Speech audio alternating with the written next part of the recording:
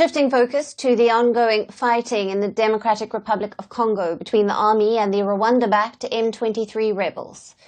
As the rebels continue their advance in the eastern DRC, the hearing of a historic case has begun at the African Court on Human and People's Rights. For the very first time, the court is hearing an interstate dispute brought by the DRC against Rwanda over alleged human rights violations. The case was filed in 2023 at the African Court in Tanzania. Kinshasa claims that the M23 rebel group and Rwandan forces have been engaged in armed conflict in the mineral-rich Eastern Kivu region since 2021 that has killed and displaced thousands of people. The DRC has asked the court to mandate Rwanda to remove its forces, stop supporting the M23, as well as provide reparations. Now, in the most recent fighting that flared up a month ago, M23 rebels have seized significant territory, including Goma, the largest city in the east. They are now advancing towards South Kivu's capital, Bukavu, and have seized two towns on the road to the city, Ahusi and Kehele. Now, some visuals have emerged from Ahusi, where the Congolese military commandos were seen pursuing the rebels and cautiously moving along a path. Let's all follow this small path carefully, slowly. Be ready to shoot if you hear anything move, even a tree.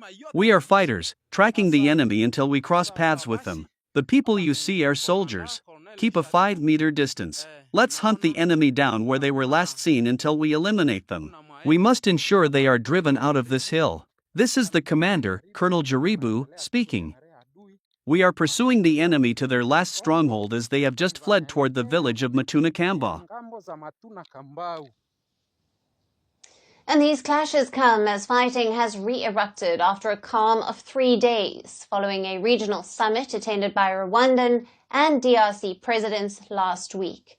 Despite calls for ceasefire, the M23 rebels continue their advance.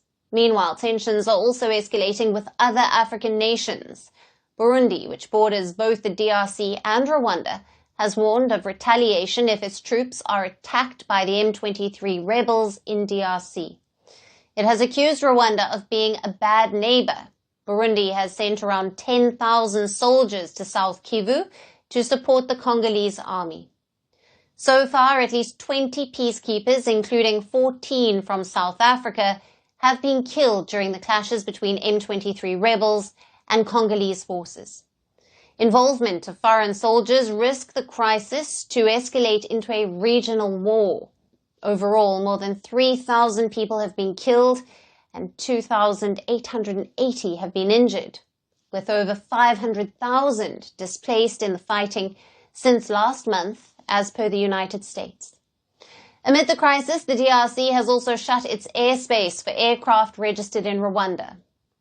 How will it further complicate the situation? We will continue our coverage of the DRC crisis.